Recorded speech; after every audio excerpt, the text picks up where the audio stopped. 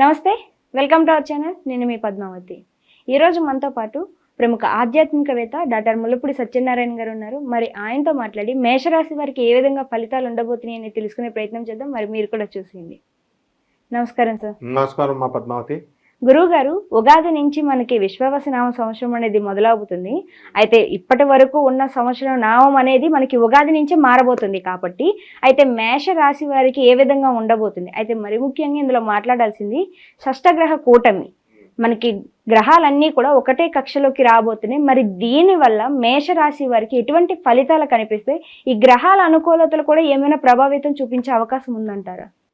డెఫినెట్గా ఇప్పుడు మనకి మార్చ్ 29వ తేదీని షష్టగ్రహ కూటమి వస్తుంది.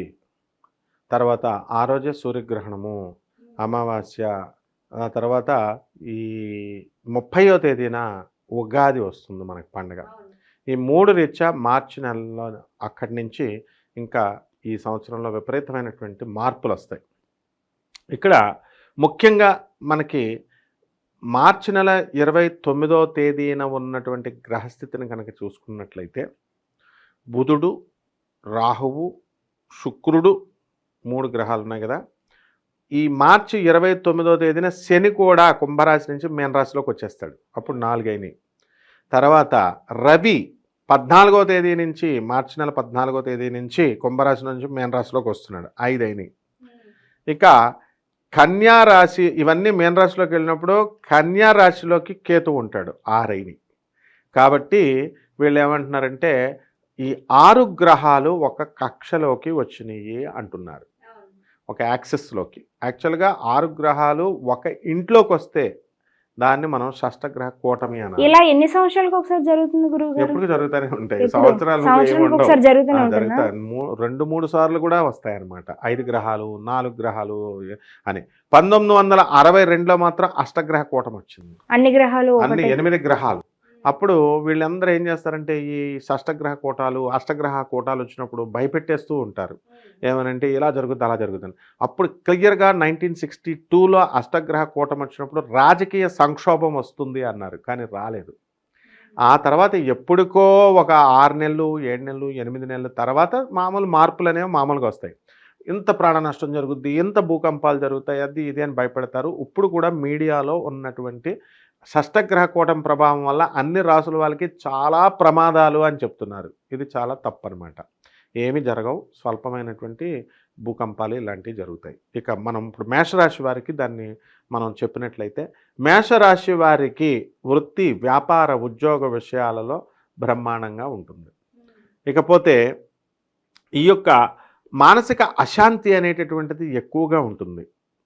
మరి 12ఇంట్లో ఇప్పుడు ఈ 6 గ్రహాలు ఒక చోటకు వచ్చేసినప్పుడు ఆధిపత్య పోరు జరుగుతుంది. ఒక చోట ఉద్యోగాలు చేస్తున్నప్పుడు ఇద్దరు చేస్తున్నారనుకో ఒకే ఉద్యోగం, మా ప్రిన్సిపల్స్ ఇద్దరు కూడా ఎదురెదురుగా ఒకే సీటు, ఒకే ప్రిన్సిపల్ పోస్ట్ ఇద్దరికి వేశారు, నాది అని. చీఫ్ సెక్రటరీస్కే అలా జరిగింది. కాబట్టి ఈ గ్రహాలు ఎక్కువ ఆధిపత్య పోరు ఉన్నప్పుడు ఎక్కువ డిగ్రీలు దేనికుందో దాని ఆధిపత్యం ఉంటుంది. కాబట్టి ఈ 6 గ్రహాలలో శుక్రగ్రహం ఆధిపత్యం ఎక్కువ ఉంది. కాబట్టి ఈ యొక్క 29వ తేదీ తర్వాత ప్రేమ వ్యవహారాలు ఎక్కువైపోతాయి. ఓకే, అక్రమ సంబంధాలు మేషరాశిలో ఎక్కువైపోతాయి. తర్వాత ఈ ప్రేమకు సంబంధించి ఖర్చులు ఎక్కువగా ఖర్చు పెడతారు. ధన సంబంధమైనటువంటి వ్యవహారాల్లో సంపాదన బాగుంటుంది, ఖర్చులు విలాసాలు ఎక్కువ ఖర్చు చేస్తారు. మనిషికి కావాల్సింది ఏముందమ్మా, డబ్బు కావాలా, తర్వాత సుఖాలు కావాలా, ఏసీ, కార్ ఇలాంటివే కదా. ఇవన్నీ కూడా శుక్రుడు ఇచ్చేస్తాడు. మీనరాశిలో ఉన్నటువంటి శుక్రుడు ఇల్లు లేనటువంటి వాళ్ళకి ఇల్లు ఇస్తాడు, సొంత కార్లు ఇస్తాడు, వాహన సౌఖ్యాన్ని ఇస్తాడు. శని కూడా ఆయనకు తోడై వస్తున్నాడు చక్కగా. కాబట్టి ఈ విధంగా అన్నీ కూడా ప్రేమకారకుడు శుక్రుడు. కాబట్టి శుక్రుడు ఉచ్చస్థితిలో ఉన్నాడు. అయితే లవ్ మ్యారేజెస్ అయ్యే అవకాశం ఉందంటారా ఈ రాశి వారికి? ఇంకా ఈ సంవత్సరం అంతా లవ్ మ్యారేజెస్ అనేటటువంటి గ్యారంటీగా ఉన్నాయి. అండ్ లవ్ మ్యారేజ్ ఇప్పుడు ఆడపిల్లలు మగపిల్లలు ఎలా తయారయ్యారంటే, ఇది వరకు ఒక పిల్లే వచ్చేది, ఆ పిల్ల ఇప్పుడు లోన్తో ఇల్లు కట్టేసి ఉంటుంది రెడీగా. చిన్న పిల్ల 21, 22 సంవత్సరాలే, ఈమెకు ఇల్లు పట్టుకొస్తుంది, పెళ్ళికొడుకు ఒక ఇల్లు పట్టుకొస్తున్నాడు, 2 ఇళ్ళు వస్తున్నాయి. ఈమెకు కారుకుంటుంది, ఆమెకు కారు, 2 కార్లు వస్తున్నాయి. ఈ విధంగా సుఖాలన్నీ డబల్ అనమాట. సో ఈ విధంగా లవ్ అఫేర్స్లో కూడా, మ్యారిటల్ అఫేర్స్, లవ్ అఫేర్స్లో కూడా డబల్ అనేది కామన్ అయిపోయింది. అయితే నష్టాలు ఏం లేవంటారు? వీలైనంత వరకు అన్ని మంచి ఫలితాలే కనిపిస్తున్నాయి. షష్టగ్రహ కూటమి వల్ల ప్రమాదం లేదు. వాళ్ళు ఉన్నాయని భయపెడుతున్నారు, అలాంటివి లేవు. ఇకపోతే విద్యార్థుల దగ్గరికి వచ్చేసరికి మేషరాశి విద్యార్థులు బ్రహ్మాండంగా చదువుతారు, మంచి ఫలితాలు వస్తాయి. ఇప్పుడు అసలే పరీక్షలు సీజన్, కాంపిటేటివ్ ఎగ్జామ్స్ కూడా చాలా మంది ప్రిపేర్ అయ్యే వాళ్ళు ఉన్నారు. ఇప్పుడు ఎగ్జామ్స్ కూడా జరగడానికి రెడీ అవబోతున్నారు. సో ఇలా వీరికి ఎటువంటి ఫలితాలు ఇవ్వబోతున్నారు? డెఫినెట్ గా అక్కడ రవి మనకి మేన రాశిలో ఉన్నాడు కాబట్టి ఆ తర్వాత నుంచి వచ్చేటటువంటి దాంట్లో మేషరాశి వచ్చు కాబట్టి ఇలా కొన్ని టెక్నికల్ ఆస్పెక్ట్స్ మనం తీసుకున్నప్పుడు వీళ్ళకి ఈ రానున్నటువంటి ఈ 2 నెలల్లో ఉద్యోగాలు రావడానికి మంచి అవకాశాలు ఉన్నాయి. ఆ తర్వాత గవర్నమెంట్ ఉద్యోగాలు, సాఫ్ట్వేర్ ఉద్యోగాలు, అసలు రెసెషన్ పీరియడ్ నడుస్తుంది. ఇప్పుడు అమెరికా లాంటి అగ్ర దేశాల్లోనే ఉద్యోగాలు లేవు. ఆ ట్రంప్ వచ్చిన తర్వాత కంప్లీట్ క్లీన్ చేస్తాడు అనమాట, వాళ్ళ దేశాన్ని బాగు చేసుకుంటున్నాడు. ఇండియన్స్ చదువుకోవడం కోసం వచ్చిన వాళ్ళు చదువుకోండి అంతే, ఉద్యోగాలు చేయద్దు, ఇలా కొన్ని రూల్స్ పెట్టాడు కాబట్టి కంపల్సరీ రెసెషన్ పీరియడ్ అనేది వచ్చింది. ఉద్యోగాలు చాలా తక్కువైపోయినాయి, వలస వచ్చేస్తారు. ఇప్పుడు మేషరాశి వాళ్ళు ఎవరైతే అమెరికా, సింగపూర్, మలేషియా అని అనేవారు, ఫారెన్ మోజీ, ఇక్కడ ఇండియాలో జాబులు ఉంటే ఇక్కడ చేయకుండా ఇలా అందరూ వరుస పెట్టి వలస వచ్చేస్తారు మేషరాశి వాళ్ళు. కాబట్టి వివాహాలు కానటువంటి వాళ్ళకి వివాహాలు అవుతాయి, సంతానం లేనటువంటి వాళ్ళకి సంతానం కలుగుతుంది. రైతుల పరిస్థితి బాగుంటుంది కానీ పూర్తిగా కోలుకోలేరు, కొద్దిగా అప్పులు అనేటటువంటివి ఉంటాయి.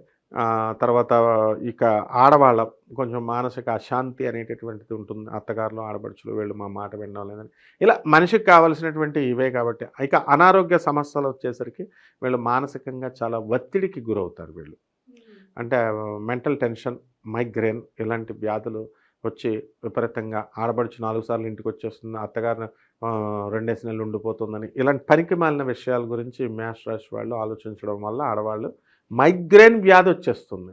కాబట్టి ఇలాంటిది లేకుండా వీళ్ళ జాగ్రత్తలు చూసుకోవాలమ్మా.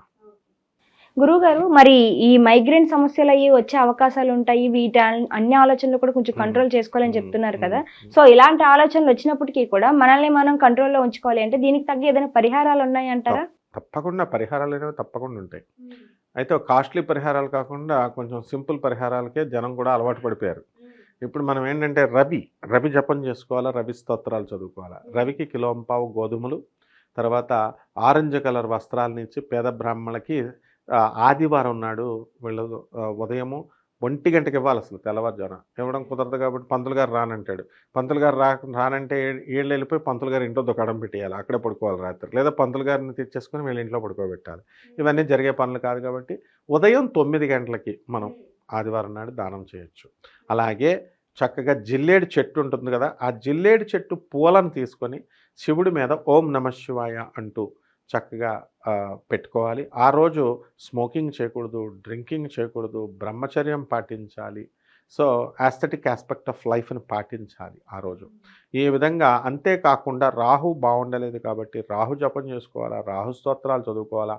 రాహుకి 1.5 కిలో మినుముల్ని, ఆవు పేడ రంగు ఉన్నటువంటి వస్త్రాల నుంచి పేద బ్రాహ్మణులకి మనము శనివారం నాడు దానం చేయాలి. అలాగే రావి చెట్టు దేవతా వృక్షం, అది దానికి 2 బకెట్ల నీళ్లు పోసి దాని చుట్టూ ప్రదక్షిణాలు చేసుకోవాలా. వీలుంటే కనుక బెజవాడ కనకదుర్గమ్మ దేవస్థానానికి వెళ్ళి అమ్మవారి దర్శనం చేసుకోవాలి. చాలా చక్కగా వివరించారు గురుగారు. అయితే మేషరాశి వారికి ఏ విధంగా ఉండబోతుంది అనేది చాలా చక్కగా వివరించారు. మీకు కూడా ధన్యవాదాలు గురుగారు. ధన్యవాదాలమ్మా.